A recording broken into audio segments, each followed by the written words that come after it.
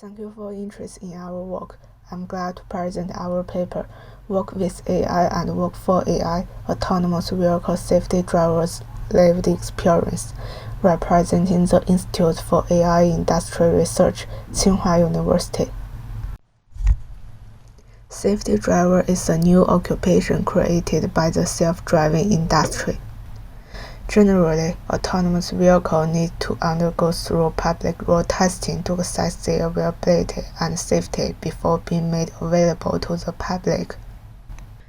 Due to technical, legislative, and ethical reasons, human supervision is still indispensable. Self-driving companies were required to ensure their cars were under the supervision of at least one human driver on public roads. Hence, self-driving companies recruit experienced drivers to supervise their car for numerous driving missions, who are called safety drivers. They need to observe and assess the driving environment and self-driving car state and take over the car when necessary to ensure the vehicle's safety and conformity in real-world driving scenarios. In this study, we conducted semi-structured interviews with 26 safety drivers in China. The key section of the interview included participant backgrounds, understanding their work parties, understanding their perception of autonomous vehicles, understanding their partnership with autonomous vehicles, and understanding their working experience and well-being. Safety drivers usually have extensive driving experience, excellent responsiveness, and good driving habits. Most of them were low-income workers depending on their driving skills. And according to our interviews, most of the participants didn't have technical background, but had a high passion for autonomous vehicle technologies.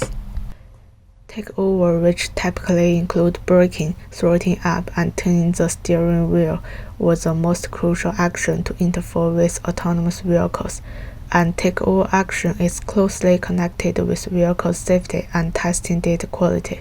Hence, safety drivers' takeover decision-making needs to strike a balance between them.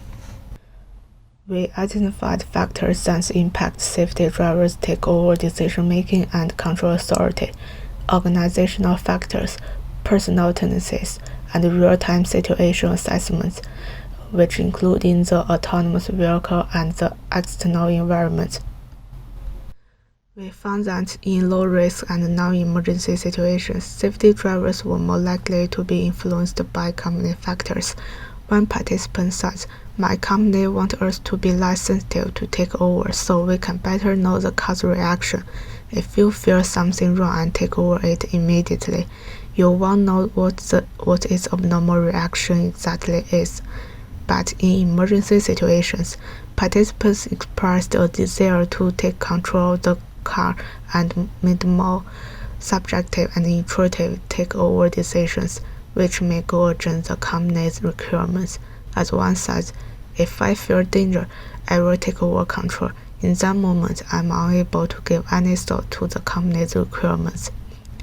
And some mentioned, even if the self-driving decisions may be the correct one, they don't want to transfer control power to autonomous vehicle in risk situations. Real-world situation assessment. Most safety drivers reported they needed to pay much more attention when supervising self-driving vehicles compared to when they were driving manually. One mentioned, "I need to pay more attention to the surroundings and detect them more frequently when monitoring the car. I will be very alert and my attention will be more focused." Moreover, participants reported that due to their personal safety and work performance being closely tied to the safety of the autonomous vehicle, in the real world, they won't let their guard down on purpose. We identified factors that influence drivers' perceptions of autonomous vehicle capabilities and classified the calibration process into preparatory phase, initial phase, and regular phase. We found that company-level factors such as training and guidance had a significant impact on the initial phase. However, in the regular phase, their perceptions became more based on their hands-on practice. We analyzed the safety driver's cognitive preference of technologies. Know little but want to know more. One participant says, I spend every day with this car, but I don't know what it's thinking. I want to know why it makes certain decisions and behaves the way it does. Participants also reported that most of their understanding about technology were gained through their interaction with engineers. Some participants would even establish a good relationship on purpose with engineers who were willing to share knowledge to facilitate their future consolidation and learning. And we also found that most safety drivers tend to associate invisible algorithms with visible hardware and have a better understanding of hardware than algorithms.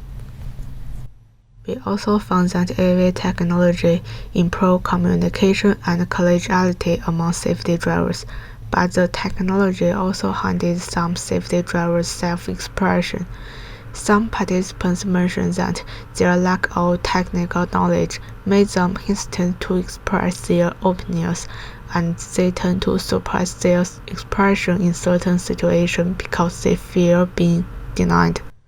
When safety drivers drive these strange-looking boats on public roads, they attracted more attention from the outside world and had no experience with autonomous vehicles, which gave them the pride of being noticed, unnecessary announcements, and risks caused by other traffic participants' curiosity and low acceptance of new things.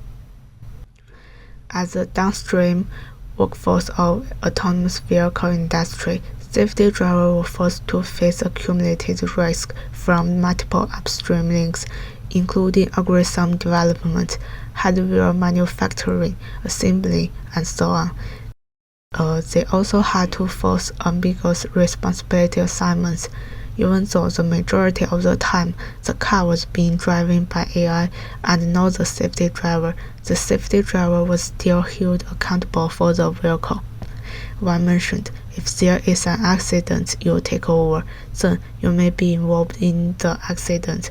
If you don't take over, that means you haven't performed the duties of the safety driver, and then you are still responsible.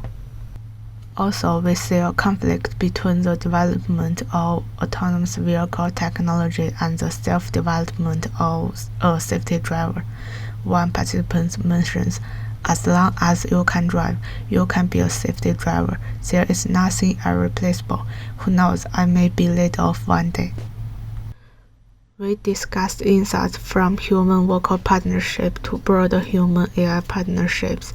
We found technology learning characters of safety drivers, practice over theories, try and fail over smooth learning process, specific and visible over abstract and invisible, interaction with colleagues over top license. We think this can inspire more effective training and experience transfer for non-technically users, and also we call on implementing effective strategies that support user calibration their mental model in timely through their day-to-day interactions with AI systems. Support the upstream industry's consequence awareness. It is crucial for stakeholders in the upstream AI industry to be aware of the potential consequences of the technology they created.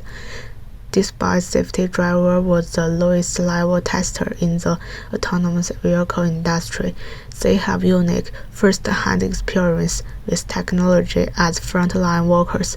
Their perspective and experience could also be involved into human-centered AI research.